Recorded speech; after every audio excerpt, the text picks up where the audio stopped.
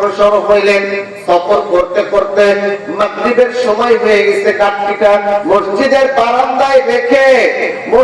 বারান্দায় রেখে মাগরিবের নামাজ আদায় করে মসজিদে থাকার একটু চিন্তা ভাবনা করে যে আমি তো আমার গন্তব্যে পৌঁছাই নাই, আমি এই মসজিদে অল্প কিছু সময়ের জন্য এই রাত্রিটা যাপন করতে চাই। মসজিদের খাদেমকে ডাক দিয়ে বলেন, হে খাদেম, আমি এই মসজিদে কিছু সময় পার করতে চাই, আজকের রাতটা আমি এই মসজিদে রাখতে চাই।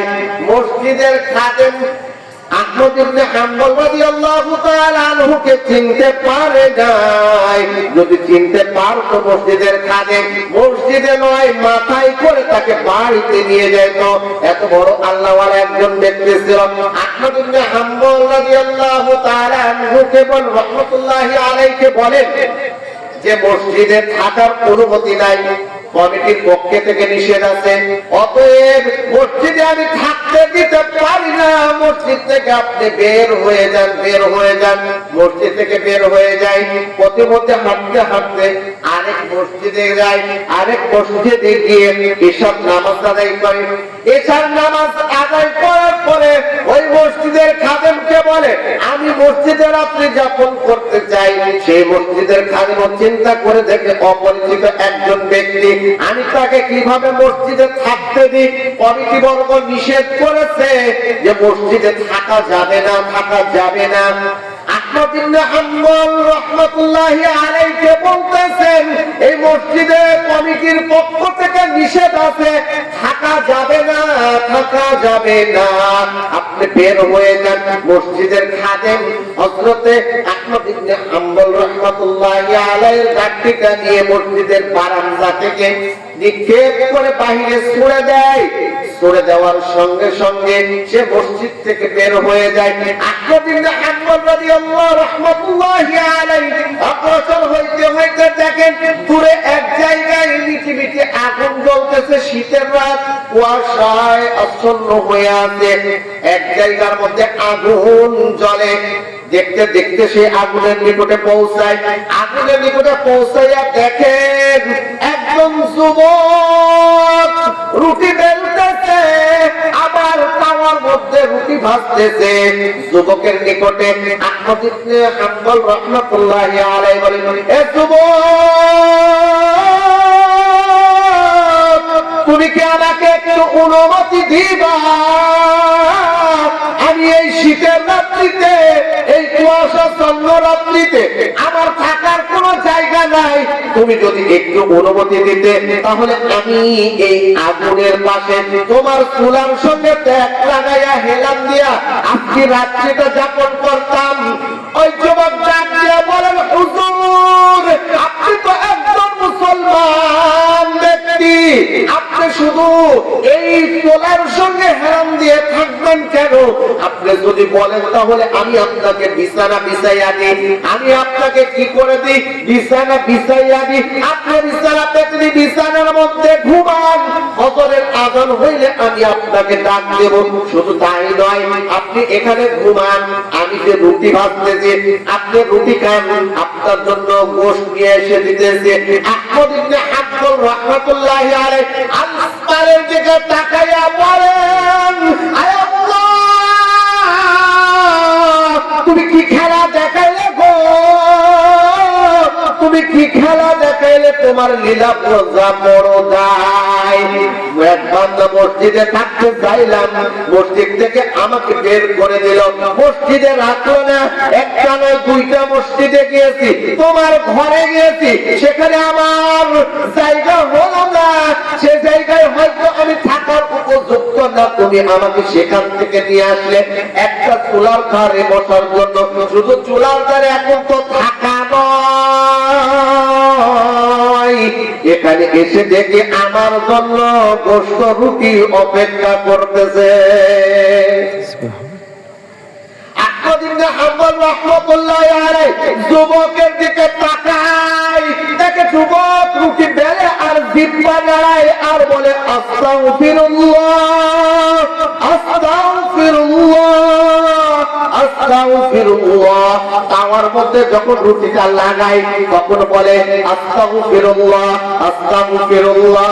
রুটিটা যখন তাওয়ার থেকে উঠাই আবার বলে আস্তাগফিরুল্লাহ আস্তাগফিরুল্লাহ।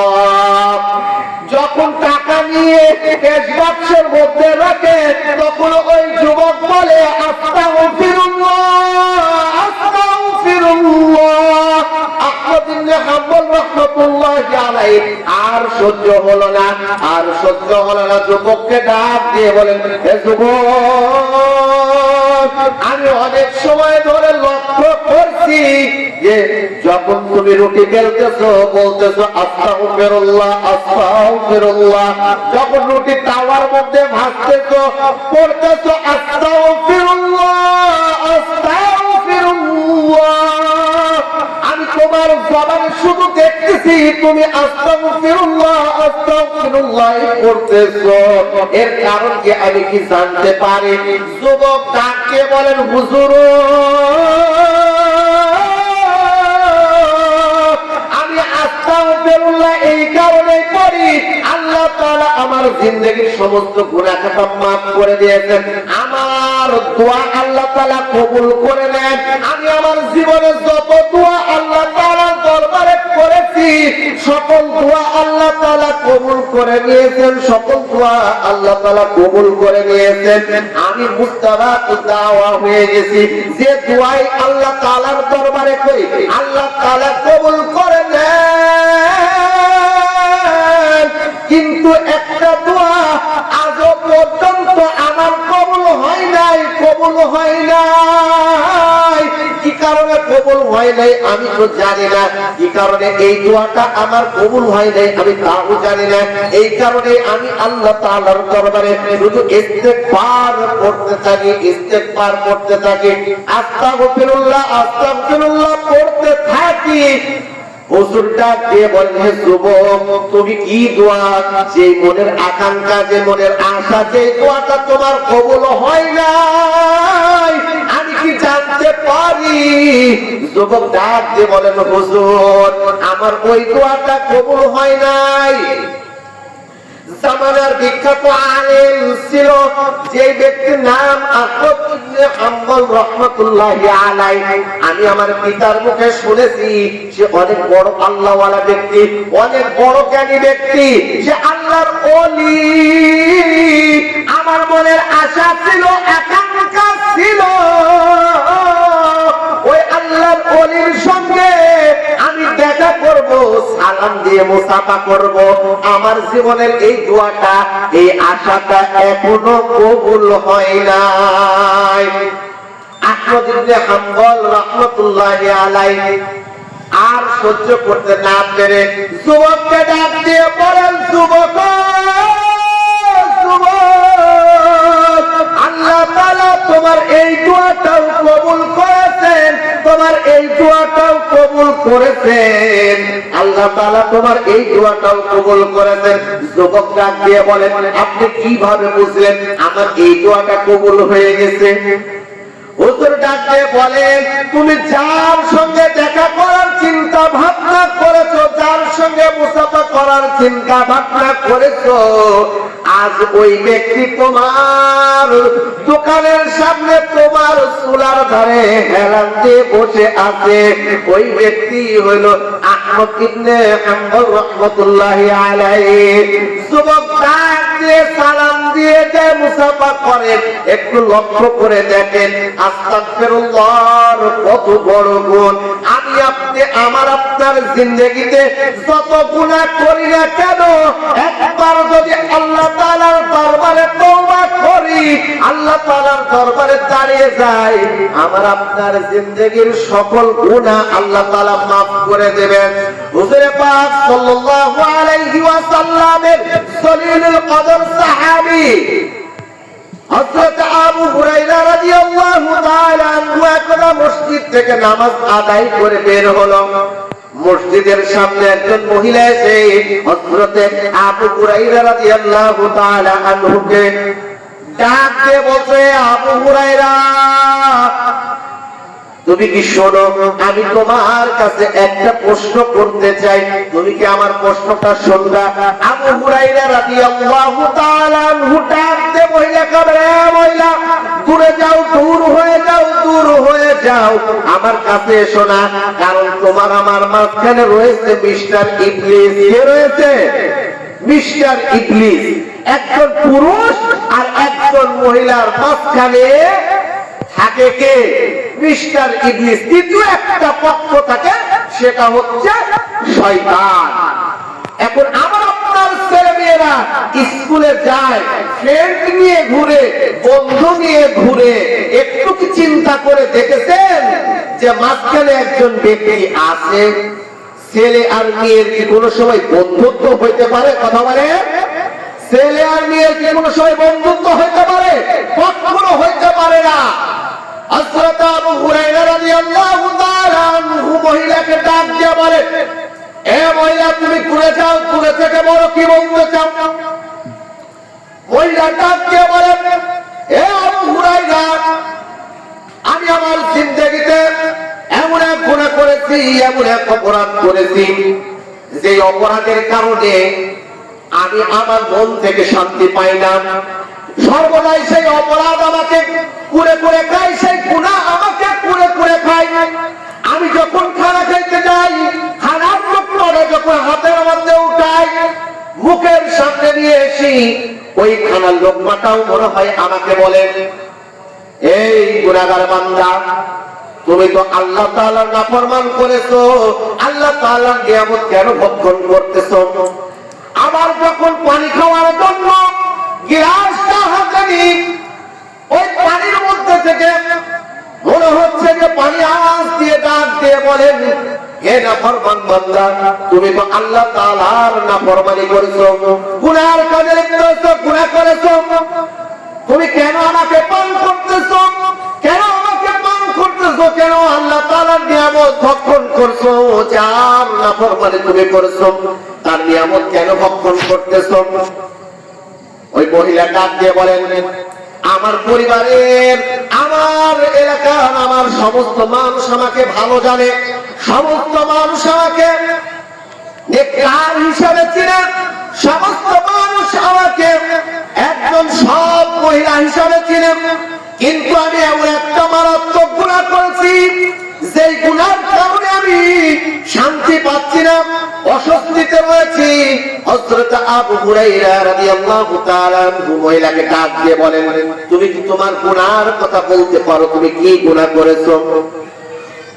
মহিলা হযরত আবু হুরায়রা রাদিয়াল্লাহু তাআলা আনহুকে বলেন, আমি শয়তানের প্রবঞ্চনায় পড়ে, শয়তানের ধোঁকায় পড়ে আমি এক রাখালের সঙ্গে জেনার কাছে লিপ্ত হয়ে যাই।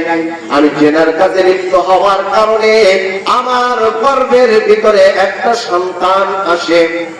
এই সন্তানটা যখন দুনিয়ার বুকে ভূমিষ্ঠ হয়ে যায়, দুনিয়ার বুকে যখন ওই সন্তান আসে, চক্ষু লজ্জায় আমি ওই সন্তানকে পাহাড়ের চূড়ার মধ্যে পাথর চাপা দিয়ে মেরে ফেলেছি, পাথর চাপা দিয়ে রেখে এসেছি। এই গুনার কারণে আমি কোনো প্রকারের শান্তি পাই না, অশান্তি এসে যাচ্ছে আমার। এই গুনাহ থেকে আমি কিভাবে পরিত্রাণ পাইতে পারি? এই ব্যাপারটা কি, এর সমাধান কি আপনার কাছে আছে? হযরত আবু হুরায়রা রাদিয়াল্লাহু তাআলা আনহু মহিলাকে ডাক দিয়ে বলেন, তুমি দূর হয়ে যাও, ধ্বংস হয়ে যাও। তুমি একজন নাবালিগ শিশুকে হত্যা করেছো, তুমি জেনার কাজে লিপ্ত হয়েছো, তুমি জেনা করেছো, দূরে সরে যাও, দূরে সরে যাও, আমার নিকটবর্তী হয়ে যাও, তুমি তো ধ্বংস হয়ে যাও।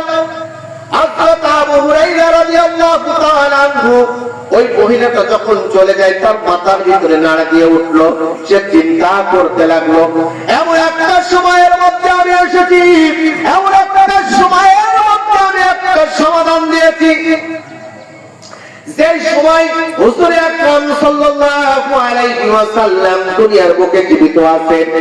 এই সময় আমার এই মাসালাটা দেওয়া ঠিক হয় নাই, এর সমাধান দেওয়া ঠিক হয় নাই, নিশ্চিত হয়তো ভুল ভ্রান্তি হইতে পারে।